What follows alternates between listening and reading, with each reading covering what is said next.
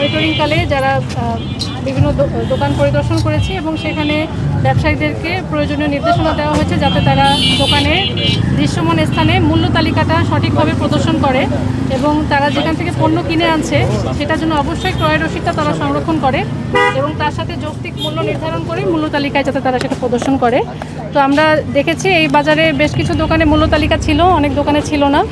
তো আমরা সেই অনুযায়ী আইন অনুযায়ী ব্যবস্থা নিয়েছি। আমরা এখানে মূল্য তালিকা না থাকার জন্য একটা দোকানকে জরিমানা করেছি।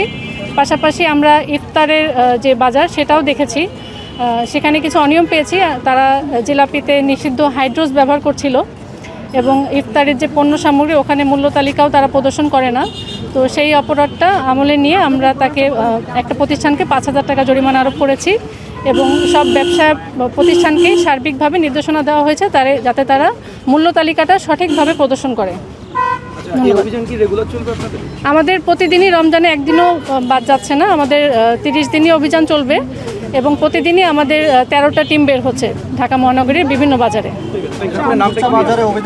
আরতেও রেগুলার মনিটরিং হচ্ছে। আপনারা হয়তো জানেন গতকালও কারওয়ান বাজার অভিযান হচ্ছে, বড় বড় বাজারগুলোতে অভিযান হচ্ছে, সাদেক খান কৃষি মার্কেটও অভিযানগুলো হয়েছে। তো আমরা সব জায়গায় মনিটরিং করছি দ্রব্যমূল্য নিয়ন্ত্রণে রাখার জন্য। হ্যাঁ, আচ্ছা, আমরা দেখেছি যে আপনারা অল্প কিছু টাকা জরিমানা করেছেন। তো একই কাজ যদি আবার কোনো এই ধরনের অপরাধ যদি আবার কোনো দোকানদার করে থাকে সেক্ষেত্রে জরিমানার পরিমাণটা বাড়াবেন কিনা বা আরও কঠোর কোনো ব্যবস্থা নেবেন কিনা? অবশ্যই যদি ব্যবসায়ীরা যদি আইন অনুযায়ী ব্যবসা পরিচালনা না করে প্রথমবার সতর্ক করার পরেও যদি তারা একই অপরাধের পুনরাবৃত্তি ঘটে অবশ্যই আমরা আইনের সর্বোচ্চ প্রয়োগ করব।